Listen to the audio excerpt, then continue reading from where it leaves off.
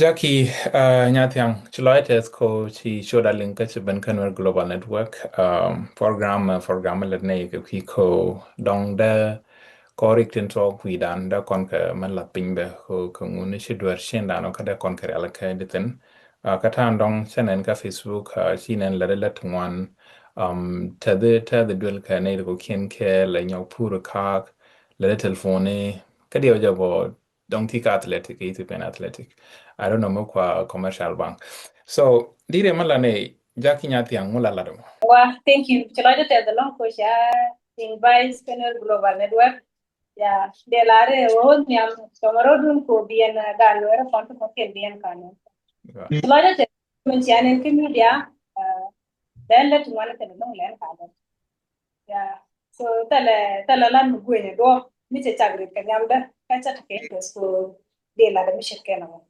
So len alet. Lare let one channel ke media. Chodu chwale Jackie Nyathiang.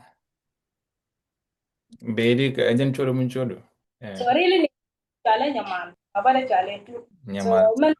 ko ba chale jaki nyatiang mamada jen cholo mana Oh, so ne okay. ndo dong ni chwal ke nyatiang ki dong lao kwang ke ko kwang tikin So okay, mình bắt con cái thì đàn nằm điều chứ, nghe gì cái gambe là thế còn cái pew,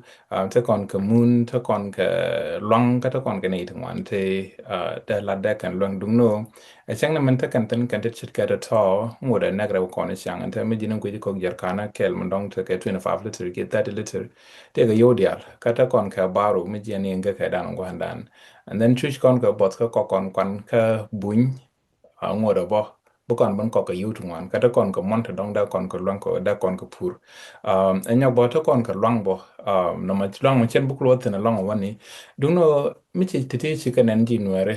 shush nuere la da guji ngu chi duer ka kono kon nuere che ka wa mu to me kon derten kan kon long ko mari ka to wa de do derten ji anda ande wi bandare jen gwa der do so me to kon de wi ni mu ko de ke im chat na pur la na wi ko ya ti wona ke long lat ke de wi de lo kuna survive te lo ran wi na mi ya benare one by one tango no benare ko dolwal tango no benare ko waran shiriyo kamar ka ba so ajen do benare ke je ne bo shina bere ke ta ta which bere bo la dier ko du de wi do ke no mo so me china ko ben ko un nare ko daro do nyam ala shi man dan te shurar ken dul gor ngaji bugwa and then miti shudo jok ba duke jogu ga da kabir duke ben dul gor and then yo ba ga ba kunu dul gor mi sham ka ben yor pin ko kan ko runi te shudo jok tel dul gor yun maraga woni ben yor mi sham ka pin and then kana madonga de yo goro ni shio war bono ko pero de mo kana are go mitne ka kat ya umre ko bia ka dun bia ben cham ko che joji dul gor akel mu dong na but ko ku do le wer tuno ne ken ko loy dul gora kana latini o jal ken wala o tiken ka de ken ko na no de aru kade kan jal kele bu ko mi shwa mu bu kan no ken ko de ken ko na so ko ne galam shi jala important longo den latini mi ti ka we ne wo je bi de ka do dul gora shi da wo de piu duru kuj ba wo kiyo shi da wala keten ba wo gadamo ba ta du guru ba cha guru logo dul gora so ngoma chukon latini chukon mu san ka do bi shi do mo ba wo ta lu kan ko na ngai do ta lu da mi te kon chu bi na galam shi jan do ba de na ro de lo ngai lo shi da ti shu ko nyok shi ma na dan ta rar kan ko nyo go de ne ya support ka de yan let na ma mi ti ke jan ta mi dan kan mal nyo na kan chu mu kan support mu bi ne chi bi ka ti nyura jan do ba shi da ta ko kan ka jan chukon latini chukon chu fan ya jan gwa Tegar ni rung wante sharo ke michit kana mo chikan maten bo na no yen dan da was bendan reg si kon tung wan si kon ben tut pinya long ten si kon ka ben drop back set ko ni la gadi tian la garodi na long tian ni la pur kel ka gwan kien ki kan man kien anya bo kenyi do bo la ka nge che bo ka do mo dong de check de nge ka ja ban mi si kon ben bare gan tam ซึ่งวันนั้นที่ก็ที่ชิดดอทจอกจะร้อยเด็ดก็สิคำมันเช่นกันที่ชิดแก่ทองดูนอจะแบบเป็นก็จีก็จินเช็คแค่จินยาลบ่ควาลาร์นอนงี้เจอริวมันถึงวันนี้มีท่านอัดวิลกอร์ก็กันรัสโกบานานะวอลกว่าดัลโคชนี่เอชังควาร์ทั้งวันนั้นที่กันในลาวดัลกอร์บัดบิการอดีโนริดก็คิโคดองบาคนบันตัลเป็นเอทีในเรื่องดองคุลเลตดัลกอร์ที่เป็นคุลเป็นมิตันที่ก็ไม่ที่ก็ affect ที่ดัลกอร์มันที่ affect ดูโน่เด้ I think man dong che dual government che affect ke jan do man set ke do man te ga taman tu wan la chup ke university ka bekan chup ka college bekan te ge degree ni bari yo chi kan te ge degree ni chi kan ben chi ni kien kan degree ni to kon la ga ngap ne ke jod wil gwa mi and then cha la cha ka ba balat ke di re go ji di ngu pen man lado o dang da kan let ke dual government chi kan ke tuk kia da kan let ko kien ten dong da kan chau kien la long ka lanet na ngu pen ga la do me chet kan wa babu ra tinu ga long je pi ke jo so te ka reason me la men pe no ka let chan che jo si che to degree ki chan cha wa ra cho ka master so che do me la men pe let men yam ka culture an ci kon ci ki nyan ci kon ke ba lo resource du do du bi then when ko let ki pi generation ma dong be ni ci kon bi ni je ne be fa ne re ke be no to mu di ki e kwa na la ro apa la re kwa ka shi ma ne te ba ko te de den so anta mo ne chu ni te bi ne ne mu a kwen ke nyam ci gwa ki nyam ken gwa ba as long as e chang no be nyam mo be kwen ne li je la mi bi be na de ka ko le dan to pi culture le she man da le ke tu je long ko nya de resource ta te ke le ke ja ke le na mo no roda ko do den mi ci che to ke degree ke master tango ne to kon ke mindset ni bichira na bu de udi de kam rese le ran de she ga bu ji en matike men agent ti mo na she de ro ja long woni dogo mo kel mi le wuda bu jene ne mu she bu le di yo beno bele bene gole che de bu jene ne le ko perken wonu ati ñu ne ba ki fe yalan ken bili di ati de fe men go tono so du dara oto ko dogo ne ambi bu ji pa ne je lo ba bele na ka bi ko ba bele na de tin ko ci ke di al bu ji ci ko pe te ka de taran ta lo ko yeah pero de di bu she yo mu no ko lo go let but ko freedom be bu she yo mu ngwa ke jaga long ben ken ya du daro kan de lu kan na ti shi te ka me la mala lar ka cause te ka wood kel me cha kon te cha jogi shek du ngula da mo che lo shek da ta la lat dung no ka ncheng điều giờ xếp là đồ gì đó xếp bu con bị tao lo xếp bu piu bị cái nó cái culture anh mới xếp cái nào mà nó cái dân bắc gạt bị cái tí đó nó cái cam đan anh dong si ta vụt qua lát cái chú đua cái mục thập cô mục thập hoặc cô lỡ gulbe sara cái gambel rồi còn cái context gambel anh ngồi là xếp là lết chừng là cái bên là để management chừng bé kan kuje sa da grand ideology mi set kan mo which kone tangwa ni chega chang nyuri jan chang bo la da chi ta la lat mi tok mi la da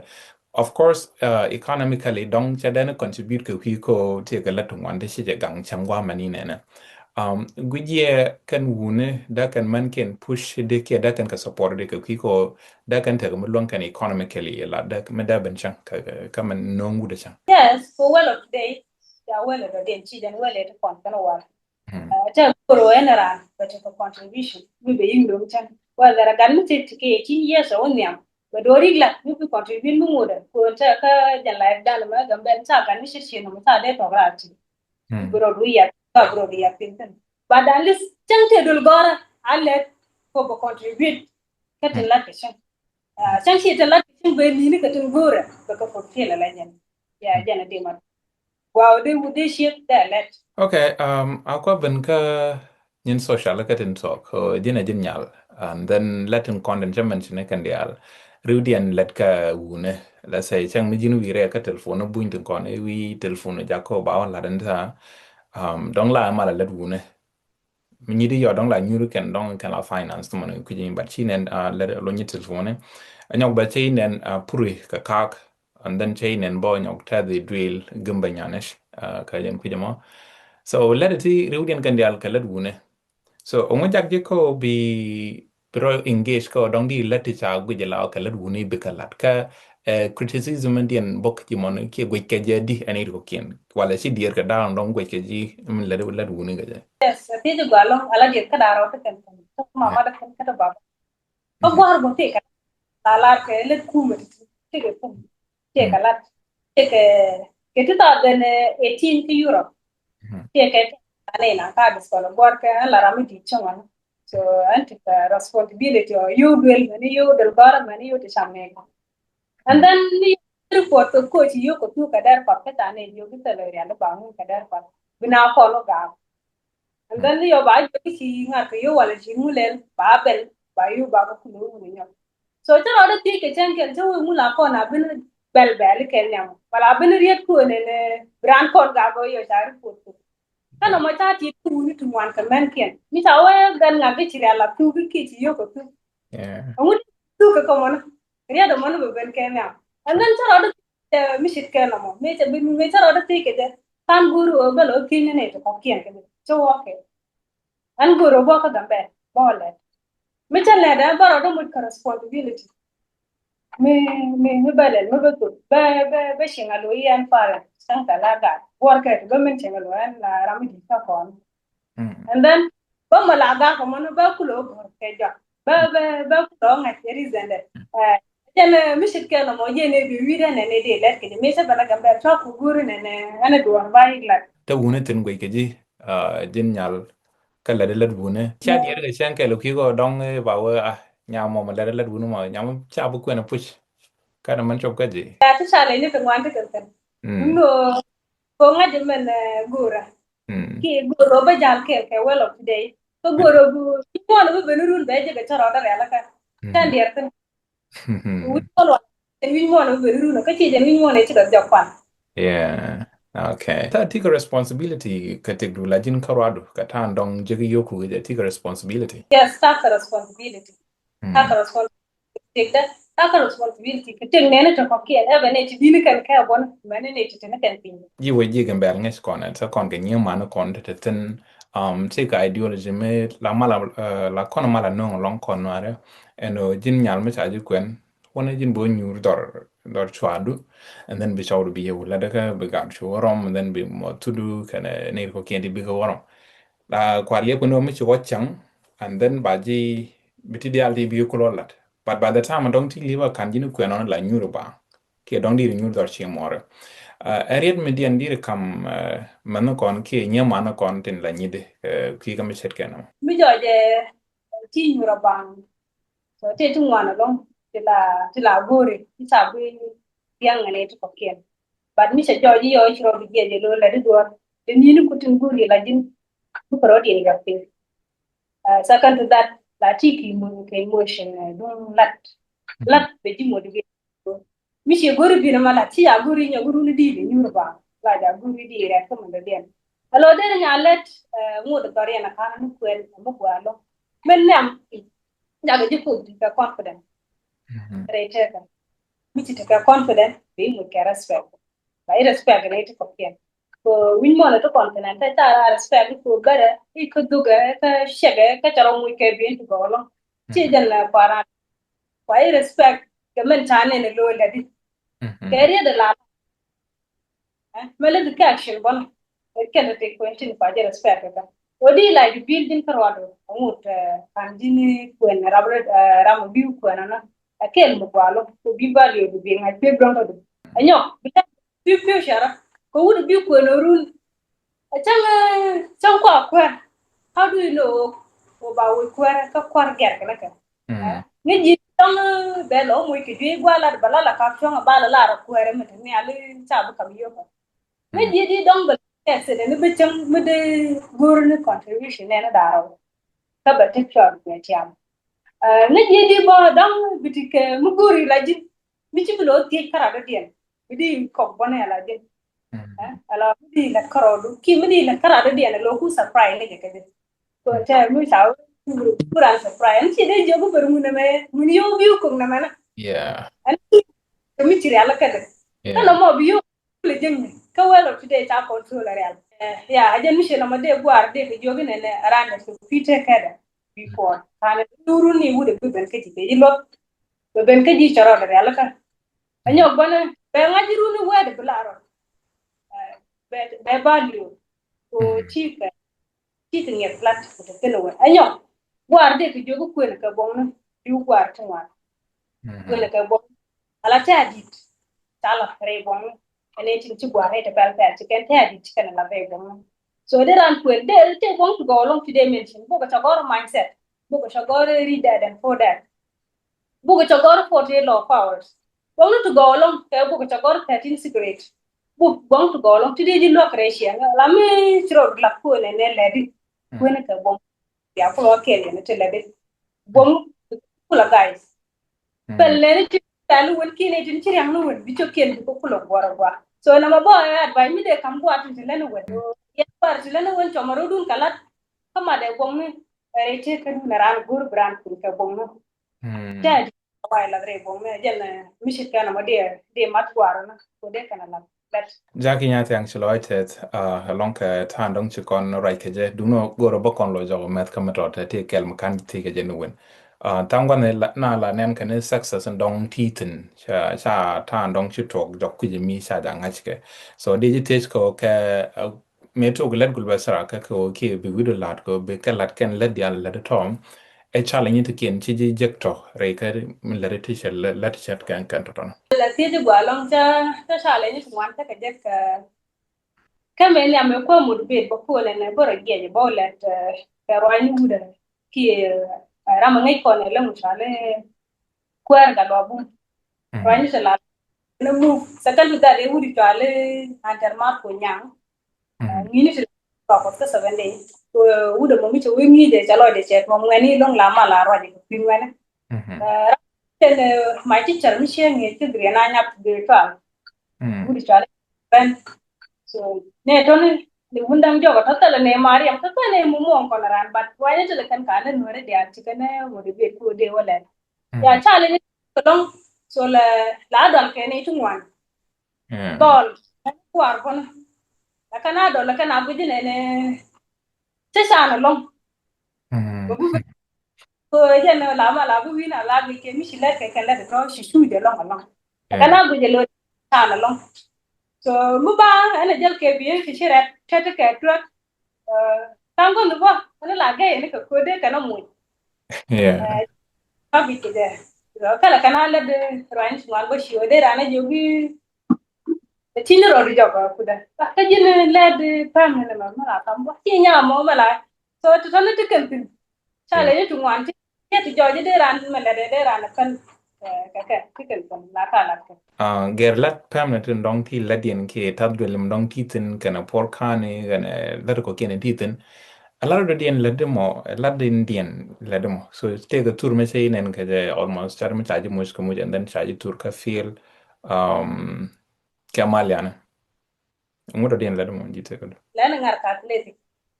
le mur tara me wala 400 oh le na ngar kon bona so let it one ke da ngade chawin ka ara me ka ku mu ki boar na ispone ke shram kien so ke ngade ke den mal ya mo aji tieje ke tieje dong da waka nora dial ke lewo so enta kon dag ni kon te business na ka gambele te ga ni want to choose te ne la de telelat te ka telelat ka le che jo chi dong de lat ten ata ri den dong di lar ke ngu ke ta dong da kon on yam ga da kon business to ko kien te wan da kon ka lat ka gambele da kon ka la di ka lat da kon ka jegi ka gambele ala mi shawo telelet riya modal le le ti ba ba ka kendia pat che ka ba let ka tin lo wan gidi na lo let tin ka tin let kuma ka tin so le ara gambel when we riya ngalong ti ka ko tu wan lo ti di karian so china wi de le ba ka kuma an me de to bala advice ka ga di tin ti to dol gor ko dong ta la ran la kuma te ran jogi chuir baka kala kuma mi to ka bel culture mo ni ro ka pur ke ne yam wore ka ka mundu biori ala ka kata ja inge ki de gwa mi jelo nge ki dike je ki jelo bi gor ko bin wi re ka ka bi gor na de culture ko ka do bari ala ka de ki gor ko bo ka ka ja mi ta wene ne etala let talma angon la la de ja ko tala lakin te mi se jo ji ce mi ci bena la ga kamber kan ngare ta gambe meni la mi ci ma le ku me de la ci la ta tin la ka ke bi la de sra na ke ba ke to ta bi sport from o de re ka ne bo ko ka ga de ku tin te ne ka ta mi ni de yene len pier donc ce ke ti le yen ka ni te ber pier en pi ko mo donc de na do ko ru donc ba ma yo pier baran do ber pier salat ko ke bi to jela ko la ko win mi te kamal ci dia la kala o chẳng ta lele kuma kui kamal braro de lon kete so gambel te kala tin mi ta lele kuma la tin pa kan kuti la o mi jo je ta win mal braro da palko ko ta win mal chẳng di let kete churo du palko mo di ri nya ni kwa mo ko chẳng ta win mal bigla Gwalong Jackie Nyathiang ki jukwa chole nyamal tut ka chorin jwak. Ani buteka mal chilo te long ko chi choda ling ka chi barach ka ne ba global network. balong ba